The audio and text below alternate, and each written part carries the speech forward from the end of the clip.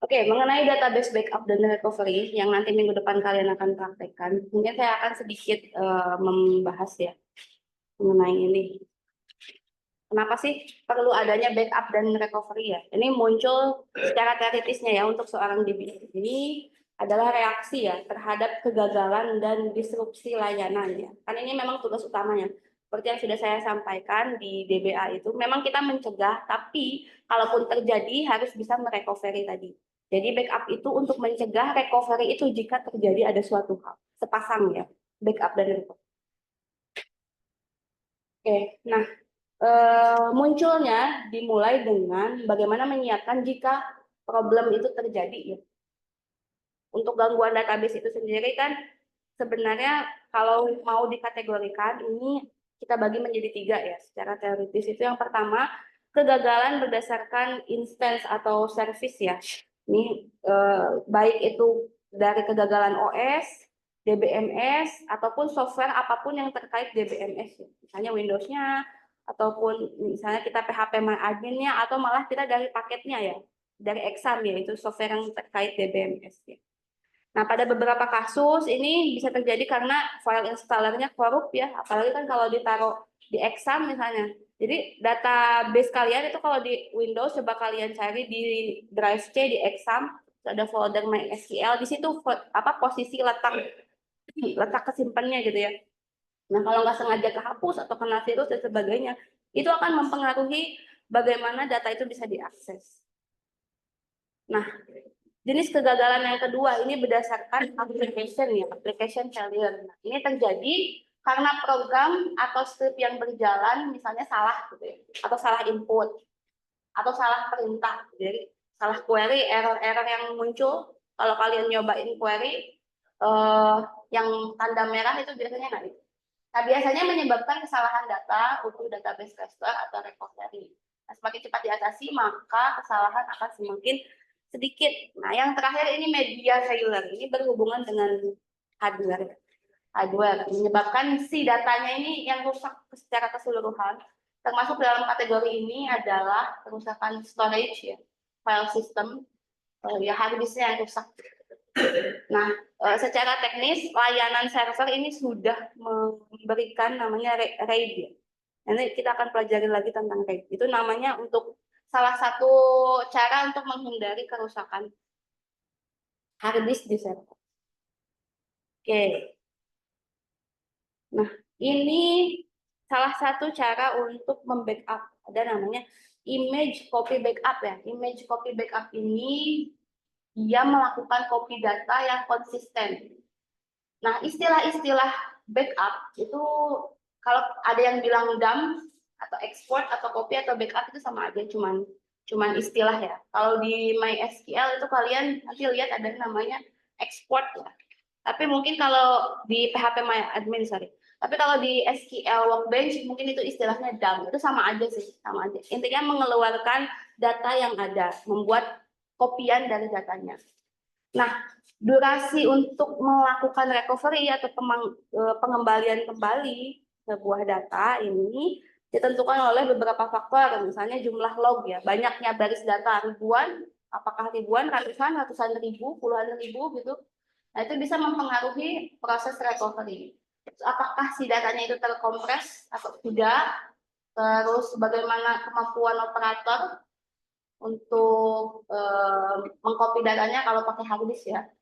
Terus waktu yang dibutuhkan untuk mendapatkan log dan waktu untuk proses dan yang terakhir arsitektur DBMS. Tapi umumnya semakin sering sebuah perusahaan membuat image copy, semakin minimal waktu yang dibutuhkan untuk recovery. Karena berarti image-nya kan ada rentang waktunya. Misalnya setiap seminggu, setiap sebulan, setiap setahun.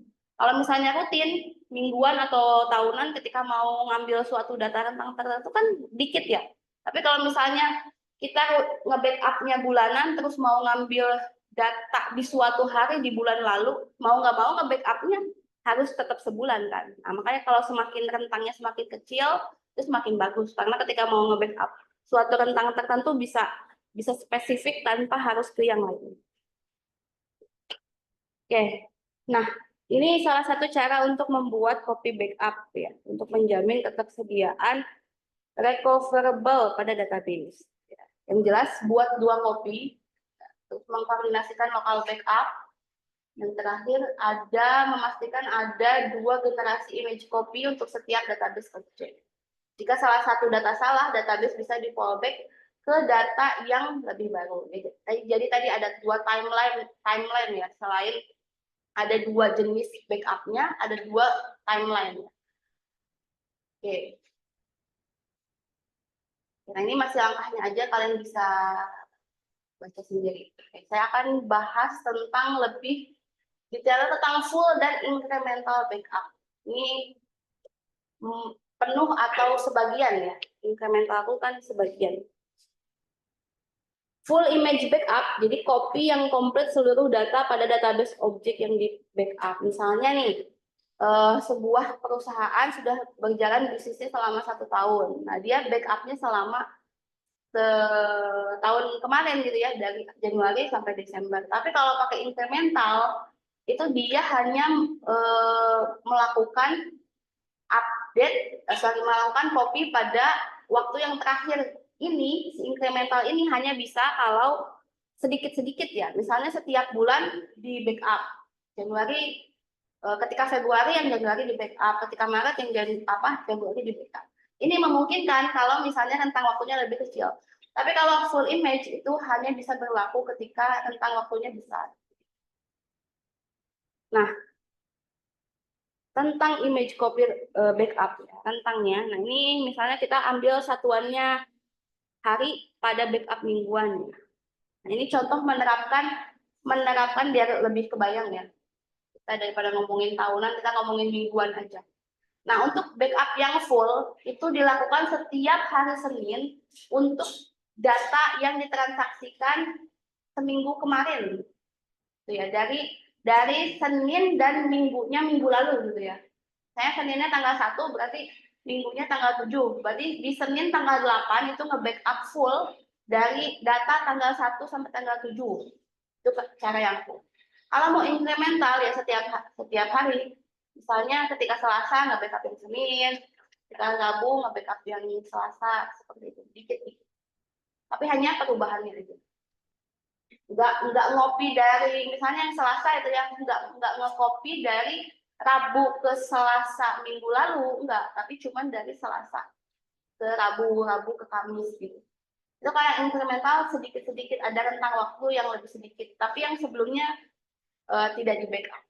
Karena sudah sebelumnya ya, jadi karena dia sedikit-sedikit. Gitu. Ditentukan juga waktunya, misalnya mana sih jam bisnis yang paling tidak sering dikunjungi, misalnya apakah siang hari, malam hari, dini hari. Ditentukan di rentang waktu yang sama.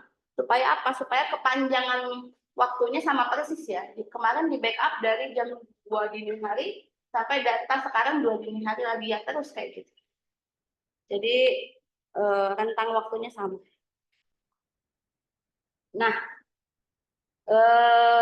kita sebagai DBA itu ya, database administrator, harus mempunyai pengetahuan bagaimana backup DBMS ya. Maksudnya kita harus tahu ya. Kalau sekarang kalian belajarnya PHP MyAdmin ya, at least tahu cara backup dari PHP MyAdmin aja nggak apa-apa. Nanti kedepannya semakin dicoba lagi software yang lain. Nah, beberapa DBMS ini udah punya fitur namanya hot backup dan cold backup. Kalau cold backup itu backupnya harus diakhiri dengan di shutting down database instance-nya itu yang service exam kalian nyalain itu loh. Tuh, harus di restart. Tapi kalau hot backup itu kalau service-nya masih jalan di backup itu bisa. Tapi kalau yang cold itu harus dimatiin dulu, service-nya baru di backup. Nanti kita akan coba yang hot backup ya. Karena MySQL di PHP MyAdmin sudah mendukung bisa backup meskipun database-nya masih online.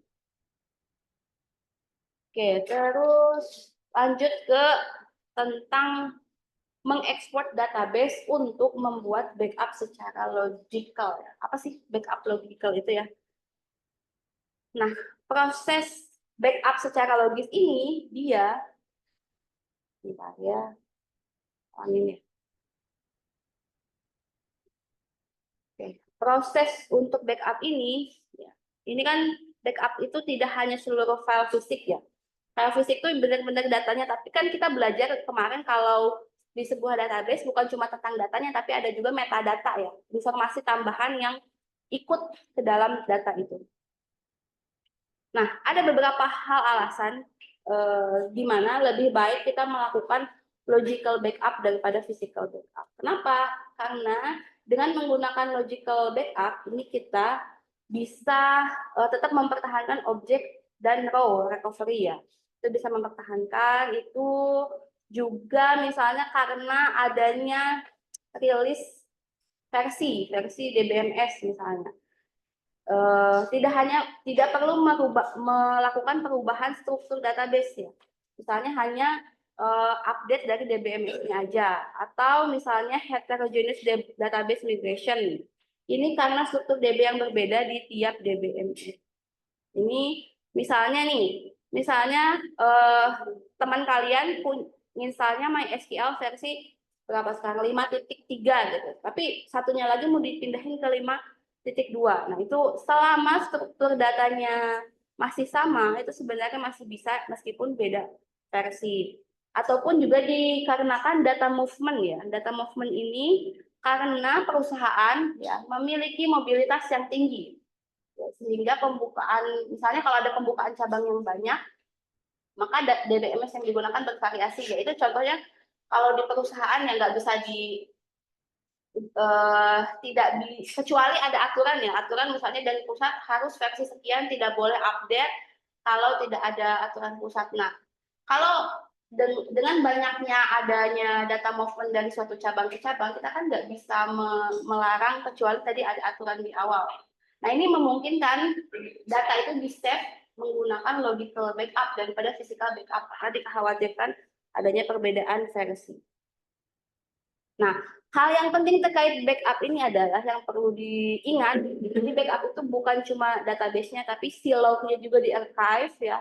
Bagaimana menentukan jadwalnya tadi, contohnya tadi yang nentuin apakah mau setiap hari Senin untuk full backup seminggu atau setiap hari, tapi batas waktunya harian gitu. H-1 aja datanya. Nah, itu harus bisa menentukan kita sebagai DBA itu bagaimana menentukan jadwalnya.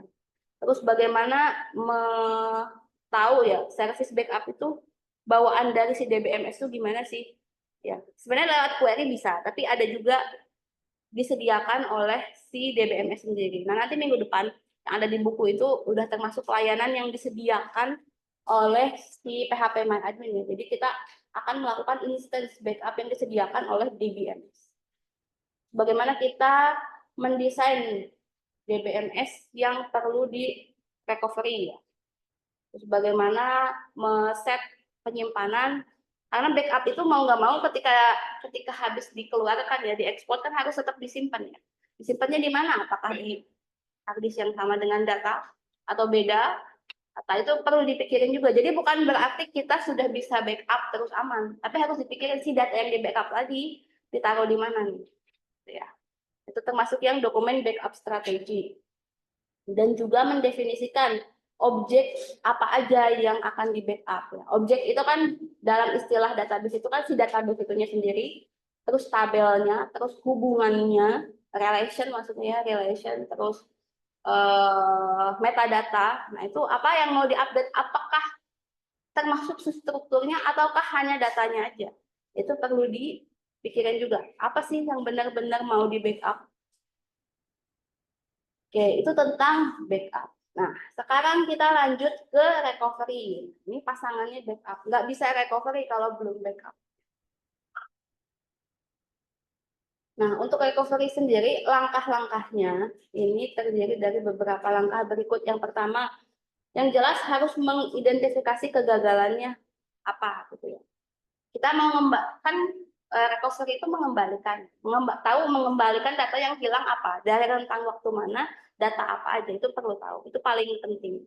Lalu dilanjut dengan menganalisis situasi. Nah, data yang hilang sebelumnya itu karena apa? Supaya apa? Bukan berarti kalau udah punya backup-nya tinggal recovery, tapi supaya mikir ke depannya tidak terjadi kehilangan lagi.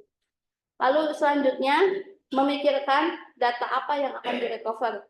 Misalnya yang sudah di backup itu dari data tahunan misalnya, tapi yang mau dikembalikan itu yang hilangnya itu hanya sebagian, hanya data 2 bulan terakhir, ya sudah, boleh kan? Karena memang boleh, misalnya kita backup 1000 data gitu, yang dikembalikan itu nggak semuanya, mau separuhnya aja, itu bisa. Atau misalnya kita nge-backup sebuah database yang berisi 10 table gitu, tapi kita mau nge-recovery 1 table aja, berarti yang 9-nya nggak di-recovery, itu bisa aja. Yang selanjutnya ini mengidentifikasi ketergantungan antara satu database objek yang dengan yang lainnya ya. Nah, kadangkala ini kalau misalnya kita nge-recovery-nya itu nggak langsung se database dan hubungannya, ya nanti kalian minggu depan akan mempelajari kalau udah dibuka, kan nanti diekspornya itu minggu depan jadi SQL ya. Nanti kalau dibuka di Notepad itu selain isi strukturnya dan isi database-nya itu ada hubungannya. Kadangkala kalau kita lupa tidak meng-recovery ya, meng-recovery dengan hubungannya juga itu akan jadi error. Nah, yang kelima ini mengetahui di mana lokasi si backup itu ditaruh. Ya, kalau yang backup untuk diri sendiri kita pasti tahu ya. Tapi kadang terjadi juga sih kita habis download gitu ya, terus lupa naruhnya di mana, kan nyari-nyari lagi. Makanya sebenarnya harus ada rule-nya sih, setiap backup ditaruh di mana. Apalagi ini dalam konteks organisasi atau perusahaan ya. Jangan sampai cuma hanya satu orang misalnya yang tahu, tapi kalau bisa ada staff atau bawahannya yang sama-sama tahu, yang bisa saling membantu ketika si seorang DBA itu nggak bisa melakukan recovery. Ya, at least kalau misalnya nggak ada gantinya, ada dokumentasinya. Nanti kalau ada yang gantiin, misalnya bukan DBA tapi orang IT juga, at least dia bisa baca gitu kan. Oh, ditaruhnya di mana, areanya di mana.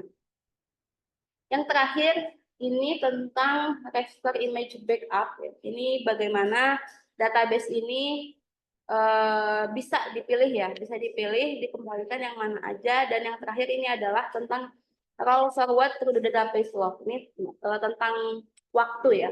Mau kembali kemana, ini boleh milih ke rentang waktu yang mana. Oke, nah kita lanjut ke jenis-jenis recovery. Yang pertama recover to current, kembali ke saat ini yang paling akhir. Nah, paling akhirnya itu satuannya bisa apakah per jam, per hari, per minggu. Nah, itu harus di-set ya. Yang kedua, point in time recovery untuk permasalahan aplikasi. Dan yang terakhir, transaction recovery. Nah, recover to current ini, nah di situ kan yang panjang itu adalah timeline ya. Misalnya tentang waktu ya. Tentang waktu yang terakhir di backup misalnya 1 minggu yang lalu. Nah, maka ketika ada suatu kesalahan misalnya di failure kesalahannya. Tadi kan kita belajar tentang berbagai macam kesalahan ya. Misalnya kesalahannya pada hard disknya. Ya maka yang coba diambil adalah ketika transaksi yang paling bagus yang tidak rusak itu sampai mana? Dicek dulu. Ya udah sampai situ misalnya. Seperti itu. Karena disk itu kan bisa jadi tidak, kalau seperti yang kita bahas di 2 minggu yang lalu, bahwa pembagian disk itu bisa diatur untuk tidak menyimpan semua data, tapi dipecah gitu. Nah, berarti kita tinggal mengembalikan ke bagian yang tidak rusak. Dianggapnya ya udah itu aja yang bisa direcovery, yang bagian datanya rusak, disk failure itu tidak dikembalikan. Sedangkan pada point in time recovery process, nah ini bisa dikembalikan pada waktu-waktu tertentu. Pada waktu-waktu tertentu. Ini boleh satuannya karena merujuk pada waktu-waktu tertentu gitu ya. Ini berdasarkan pecahan waktu. Yang selanjutnya, enggak ada yang kelewat lagi. Transaction recovery. Transaction recovery-nya enggak ada. Oke, nanti mungkin saya sampaikan minggu depan. Kita lanjut ke alternatif ke backup dan recovery. Jadi meskipun backup dan recovery itu sebuah metode untuk apa ya? Sebuah metode untuk punya simpanan dan pengembalian, tapi ada istilah lain yang sama-sama juga perlu diketahui oleh DBA. Atau itu ada namanya standby database, replication, disk mirroring. Jadi Bukan berarti kita kalau sudah backup dan recovery tidak melakukan hal ini, boleh. Kan namanya juga alternatif ya. Jadi boleh melakukan hal ini sebagai tambahan agar semakin aman. Nah, untuk standby database ini karena dari Oracle, jadi saya sekilas aja, karena nggak bisa dipakai di MySQL ya. Jadi ini standby database ini identical copy. Identical copy terus-menerus dari sebuah database. Jadi kayak ada kembarannya gitu. Langsung ketika membuat satu database, langsung ada kembarannya dari awal gitu. Dan itu adalah kopian. Itu pertama kali diperkenalkan oleh Oracle pada versi 7. Makanya itu Oracle itu kadang suka berat ya karena kayak gitu. Jadi dari awal dia udah bikin backup-annya udah bikin kembarannya, meskipun si user tahunya itu satu, tapi sebenarnya ada di belakang itu database kembarannya. Yang kedua ini replikasi. Replikasi ini sama membuat ya kembarannya gitu ya, tapi caranya ada dua ya, dengan snapshot dan simetrik. Kalau snapshot ini berdasarkan query, jadi boleh milih mana yang mau diduplikasikan. Berdasarkan query-nya, apakah dari 10 table, apakah mau dipilih 10-10-nya, bahkan dari satu table pun mau dipilih kolom yang mana, itu bisa kayak gitu. Sedangkan symmetric application ini adalah benar-benar nge-copy sempurna dari replikasi. Cuman bedanya dengan yang Oracle tadi ini, si DBA-nya ya, yang harus menginisiasi replikasi ini supaya bisa sempurna. Nah, yang terakhir, alternatif dari backup ini ada disk mirroring. Disk mirroring ini secara hardware. Jadi mengkopikan secara fisik. Kalau yang tadi itu secara database, misalnya database utama 100 GB gitu ya. Isinya datanya 100 GB. Dikopiin ke dua harddisk gitu ya. Yang satu harddisk 70 GB dan yang satu harddisk 30 GB, nggak apa-apa. Itu nggak apa-apa dipecah, yang penting datanya sama. Tapi kalau ini harus sama persis, misalnya data 100 GB harus dikopiin ke harddisk 100 GB juga dengan posisi yang sama secara fisik si harddisknya. Kayak disebutnya disk mirroring. Kalau yang tadi, yang awal ini kita omongin sekarang, backup itu tidak harus selalu di tempat yang sama ya. Jadi kita bahkan tempat nyimpen backup itu boleh mencar-mencar, asal kita tahu misalnya kita harddisk utamanya itu misalnya harddisk 1 kapasitasnya 100 GB, terus kita pecahannya nanti ada harddisk 2 yang 20 GB, harddisk itu boleh sebenarnya. Letaknya juga mencar-mencar nggak apa-apa misalnya, asal kita tahu ngelokasinya di mana setiap data hasil backupan itu. Oke, nah tentang database backupnya nanti kita akan coba praktikkan minggu depan oleh kelompok yang presenter. Saya akan lanjutkan ke pasangannya dari ini ya, dari backup and recovery. Nah, kenapa sih harus ada backup dan recovery? Itu karena ini kalian bisa baca juga di bab 16, ini termasuk hal yang harus dikuasai kalau mau merencanakan pengelolaan bencana ya. Jadi meskipun ini namanya disaster planning, bukan merencanakan bencana ya, tapi merencanakan pengelolaan kalau bencana itu terjadi.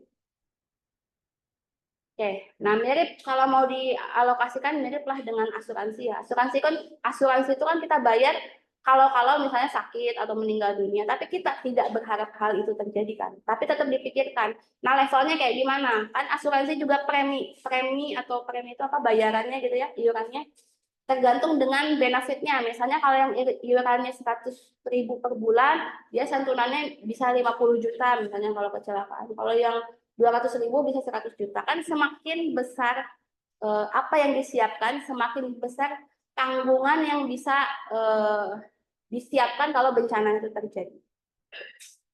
Makanya di sini disebut ada rutin cost ya, atau biaya rutin. Nah, lagi-lagi biaya itu tidak hanya berupa uang ya, tapi juga bagaimana alokasi waktu untuk backup. Itu kan upaya ya, nge-backup, rajin nge-backup juga sebuah upaya ya.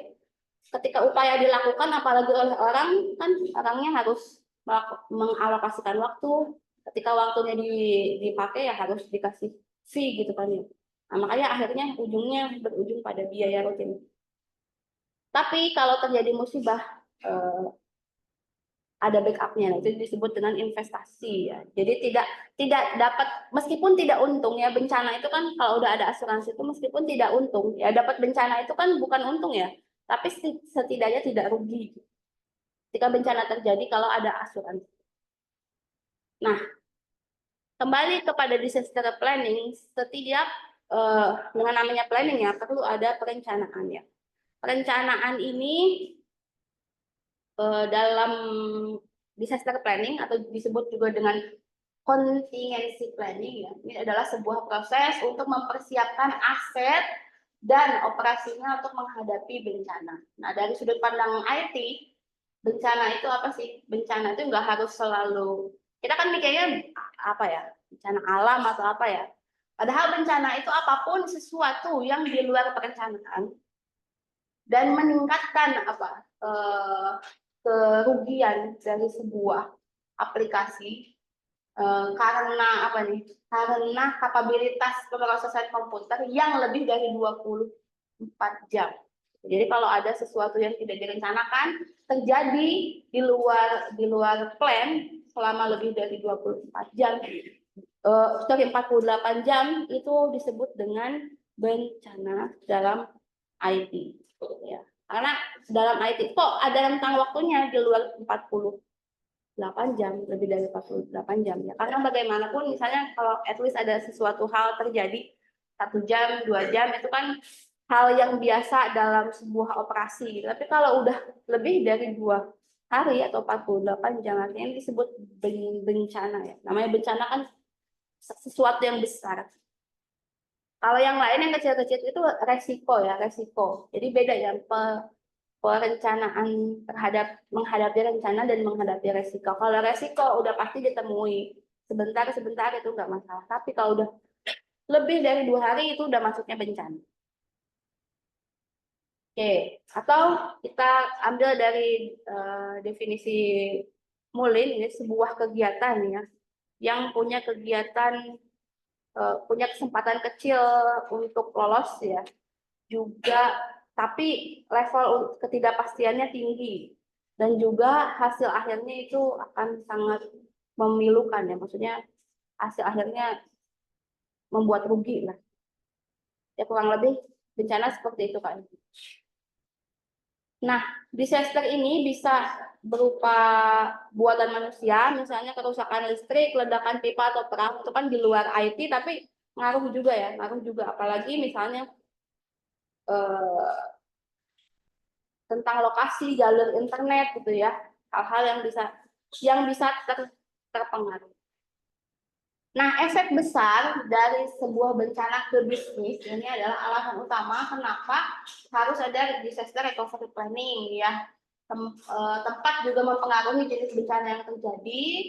Lalu kita perlu sadar ya, kalau disaster itu memang tidak bisa diprediksi dan tidak diharapkan. Jadi beda, sekali lagi saya ingatkan, mungkin nanti akan ada mata kuliah namanya manajemen resiko. Kalau resiko itu sesuatu yang mungkin akan terjadi dalam waktu rutin, tapi masih bisa diprediksi. Kalau bencana itu tidak dapat diprediksi dan tidak dapat diharapkan, tapi tetap harus ada pos yang disiapkan. Seperti itu.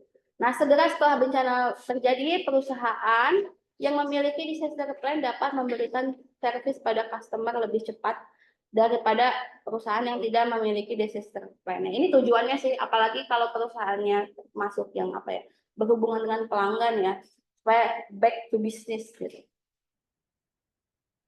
Oke, pasca bencana perusahaan atau organisasi harus merestore IT secepat mungkin. Nah, kalau bisa yang diurusin pertama kali adalah memilih lokasi alternatif untuk melaksanakan bisnis. Jadi harus ada plan, meskipun nggak terjadi ya dipikirin plannya nanti kalau ada terjadi bencana pindah kemana atau sementara di mana, seperti itu ya. Lalu memilih metode komunikasi untuk informasi lokasi dan prosedur baru ke karyawan. Lewat apa misalnya? Kalau misalnya internet nggak jalan, kayak gimana dikomunikasiin ke siapa dulu, gitu. Nanti disebarkan oleh siapa. Lalu menginformasikan pada customer bagaimana transaksi bisnis dengan perusahaan pasca bencana. Ya, yang jelas ada transparansi kalau misalnya, mohon maaf, misalnya kita ada bencana, nanti setelah ada kesalahan, bla bla bla, akan kembali lagi dalam waktu sekian hari, gitu kan. Yang penting informasi itu disampaikan dengan jelas. Nah, tujuan utama dari disaster recovery plan adalah meminimalkan biaya yang hilang pada fasilitas IT. Ya, tadi yang seperti saya sebutkan, meskipun ada asuransi gitu ya, nggak jadi untung, tapi setidaknya kalau bisa jangan rugi, ataupun kalau rugi, ruginya sedikit. Jadi tujuannya meminimalkan biaya yang hilang. Dalam database recovery lokal, kita sebagai database administrator ini harus mampu melakukan evaluasi secara menyeluruh. Nah, ada 3 tipe risiko untuk kehilangan. Tadi kan kehilangan itu enggak selalu secara fisik atau biaya ya. Yang pertama biaya udah pasti. Itu kehilangan secara biaya ya. Yang kedua kehilangan secara layanan bisnis ya. Dan yang ketiga adalah kehilangan dari sisi tanggung jawab hukum. Ya, ini bisa aja kan akhirnya melanggar hukum dan harus misalnya berlawanan dengan apa? Pengadilan dan sebagainya, membayar denda dan sebagainya misalnya. Seperti itu. Nah, ketika membangun disaster recovery plan, bisnis itu harus diletakkan pada prioritas utama, bukan teknis atau isu yang lain. Jadi bukan dilihat dari mana seberapa high-end software yang kita pakai, terus misalnya seberapa ahli yang mengelolanya, tapi yang dilihat yang penting gimana caranya bisnis back to track gitu ya. Nah, kalau dikategorikan aplikasi ini berdasarkan efeknya, kalau tidak ada nanti dilihat ya. Ketika sebuah aplikasi ini rusak, ya biasanya efeknya itu ada yang pertama, levelnya adalah very critical application. Penting dan mendesak untuk kelangsungan perusahaan, support kebutuhan. Jadi nanti dilihat ya aplikasi-aplikasi yang sering dipakai itu seberapa penting sih. Misalnya kalau perusahaan misalnya tidak punya aplikasi, biasanya kan komunikasi itu via apa ya? Kalau di perusahaan itu pakai Slack, pakai Jira gitu ya, pakai Jira terus mendokumentasikan project via apa? Via Trello gitu ya. Kalau itu nggak ada, misalnya server Trello-nya rusak gitu, yang masih nggak apa-apa karena masih punya filenya misalnya, filenya dicatat di yang lain. Tapi kalau berarti itu bukan masuk very critical application. Kalau very critical application kan berarti benar-benar kalau itu down nggak bisa sama sekali dipakai gitu kan ya. Ya misalnya apa kalau dalam bisnis kampus kita, kalaupun nggak ada Siamik misalnya, apakah benar-benar down misalnya? Apakah masih bisa misalnya kalau zaman dulu kan orang KRS-an di kertas gitu ya, di apa tapi masih ada backupnya, berarti bukan very critical. Itu benar-benar yang kalau nggak ada itu bisnisnya nggak jalan. Nah, yang kedua ini bisnis critical application, penting untuk kelanjutan bisnis gitu ya.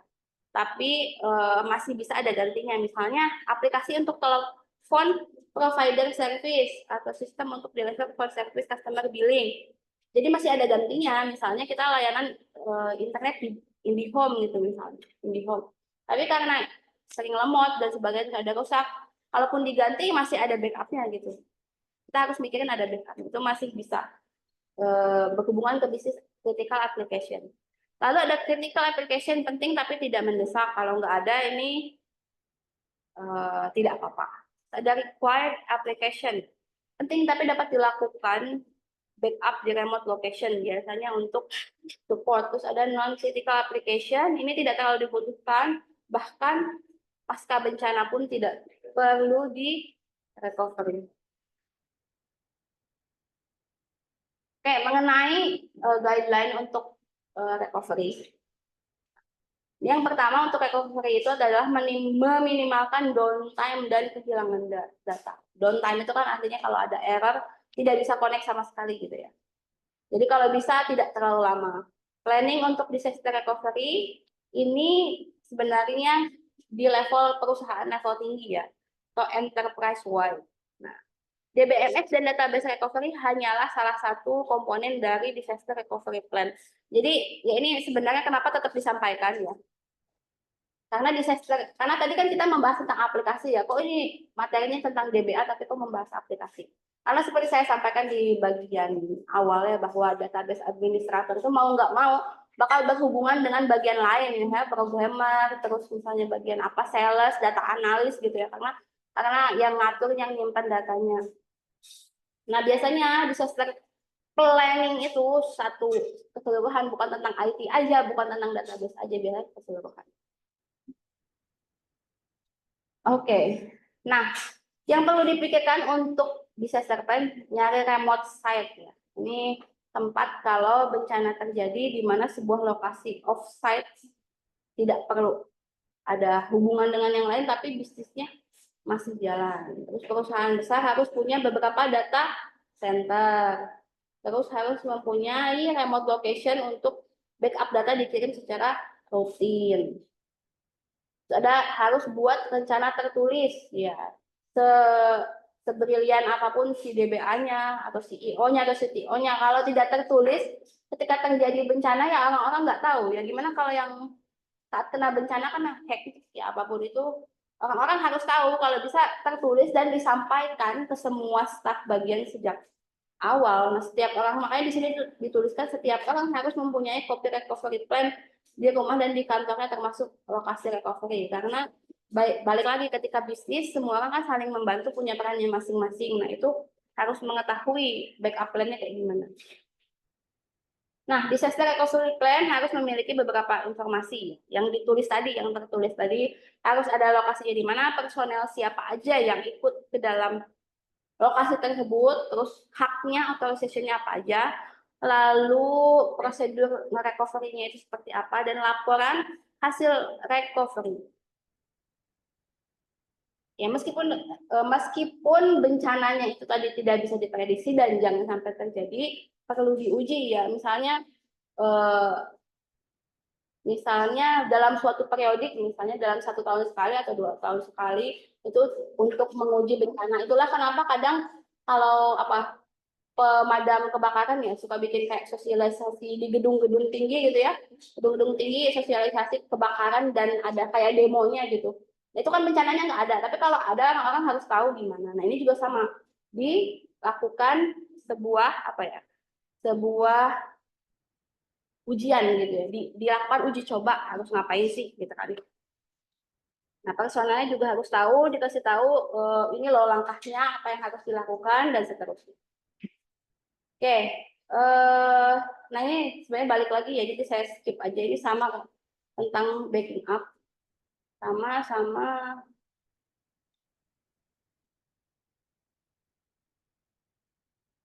oke, sama ya. Nah, kita langsung ke summary-nya aja. Kunci utama dan kunci utama dari sebuah tugas kita sebagai DBA ya, kalian, adalah membuat plan ya, rencana untuk meminimalkan kerusakan jika ada bencana. Sedangkan tujuan disaster plan sendiri adalah supaya aplikasinya bisa segera online lagi, dan kalau ada kerugian itu hanya sedikit saja, dan memikirkan komponen apa yang dibutuhkan untuk recovery plan jalan. Tapi yang paling utama adalah bagaimana rencana yang komprehensif dapat dibuat dan di maintenance itu dirawat secara berkala ya. Nah, meskipun kita tahu dijelaskan ya di pertemuan pertama, tugasnya DBA itu salah satunya adalah untuk recovery database ya, tugasnya itu. Tapi perlu diingat juga, kadang perlu membantu tim yang lain saat adanya disaster recovery, karena mau nggak mau tadi si DB database itu kan connect ke program, connect ke apalah data yang dipakai semua pihak gitu. Jadi mau nggak mau akan membantu untuk semuanya. Dan yang terakhir adalah perencanaan secara reguler ya, testingnya reguler, dan revisi dari si perencanaan itu juga perlu dilakukan untuk kelanjutan proses bisnis. Oke, itu saja mungkin materinya. Saya padatin sekarang karena minggu depan prakteknya 2 ya. Ada yang mau ditanyakan dulu mungkin? Ya, jika tidak ada, silahkan kita ketemu minggu depan ya. Kelompok 1 dan 2 mungkin